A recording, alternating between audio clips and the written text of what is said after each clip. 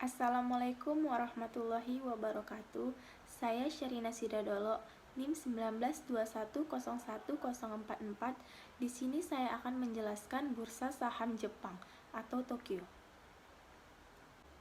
Bursa Saham Jepang adalah bursa saham yang terletak di Tokyo, Jepang. Didirikan pada 15 Mei 1878 dan perdagangan dimulai di sana pada 1 Juni pada tahun yang sama. Bursa ini ditutup selama Perang Dunia II setelah pengorganisasian kembali. Perdagangan dilanjutkan pada 16 Mei 1949 pada 18 Januari 2006 akibat dugaan penggelapan uang di perusahaan internet besar bernama Lefdur. Terjadi penjualan saham besar-besaran yang mengakibatkan TSE untuk pertama kalinya ditutup lebih awal karena volume perdagangan pada hari tersebut telah mencapai jumlah yang hampir melampaui kapasitas sistem komputer di TSE sebesar 4,5 juta perdagangan per hari.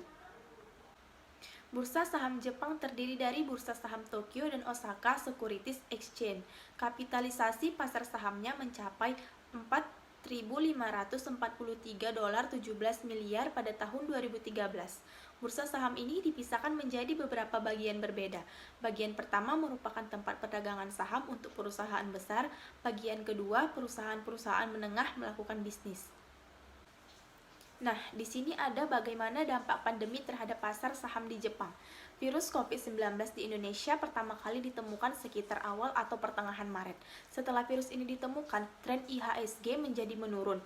Karena pada saat itu muncul isu-isu mengenai COVID-19 yang mulai meluas dari Wuhan ke Jepang, Korea, dan negara Singapura yang paling dekat dengan Indonesia. Sehingga penurunan ini menyebabkan IHSG kita mengalami penurunan sampai di bawah level 4000. Penurunan ini tentunya juga tidak lepas dari sentimen investor yang melihat bahwa pemerintah Indonesia pada waktu itu belum serius dalam menangani COVID-19 ini sehingga ketika krisis kesehatan terjadi dan sentimen-sentimen itu ada, membuat para investor lebih memilih untuk menarik dananya dari pasar modal sehingga hal tersebut tentunya membuat harga saham mengalami penurunan. Selanjutnya, berapa persen sih masyarakat sudah mengenal tentang investasi di Jepang?